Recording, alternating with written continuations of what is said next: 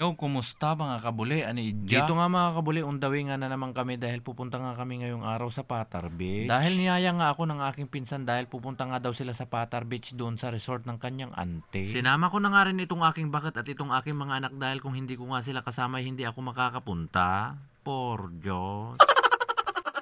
Sumunod na nga lang kami dito dahil nauna na nga pumunta ang aking mga pinsan at ibang mga tropa. Nakasanayan na nga rin namin magtutropa tuwing pagkatapos ng aming pista kahit puyat sa sayawan kagabi kinabukasan nag-outing pa. Dahil paminsan-minsan na nga lang din kami nagsasama dahil ang iba nga ay nagsipag-asawa na at iba ay nagsipag-trabaho na. Kaya naman kahit tag-iisang kilo lang yung tulog namin ngayong araw tuloy na tuloy pa rin itong outing dahil pagkatapos nito ay balik na naman sa realidad. Medyo late ko na nga rin na-edit itong video dahil medyo masama nga ang aking sangaw o pananalita. Pinapaos pa nga ako ngayong araw at medyo masakit pa nga ang aking lalamunan. Pero kahit ganito nga ang aking nararamdaman, kailangan ko ang tapusin ito para naman makagawa na naman tayo ng panibagong video. Dahil ngayong taong 2025, mas kailangan nga natin gumawa ng mas marami pang mga video. Dahil parami-rami na nga rin ang sumusuporta sa akin at parami-rami na nga rin ang nag-aantay ng aking mga bawat upload. Pagkalampas nga namin sa Barangay Balingasay, nandito na nga rin kami sa Barangay Istansa. Dito pala nga yan mga kabuli sa Barangay Istansa, kitang-kita na nga ang napakaputing buhangin. Napakapino nga rin ang buhangin dito, parang binestay pwedeng pangpalitada. Pagkarating nga namin dito sa arko ng Barangay Patar, hindi na nga kalayuan, nandito na nga kami sa Arquero Beach Resort. Inabutan nga naming nakaupo si Uncle Kumyong sa ondayon, kamukha niya si Boy Pick Up. Nandito na nga rin itong aking mga pinsan, mga tropa at mga kababata. Nire-ready na nga rin pala nila dyan yung aming pang food trip dahil naka-ready na nga rin akong makikain. Parang kailan nga lang mga kabuli, noong mga bata pa kami, namumulot nga lang kami ng mga nahulog na bunga ng nyog, itutupak. Nagtatamblingan sa dayami, nagpapalibad ng burador sa katol-talunan, puro nagsuot. Okay, bilis nga talagang lumipas ang mga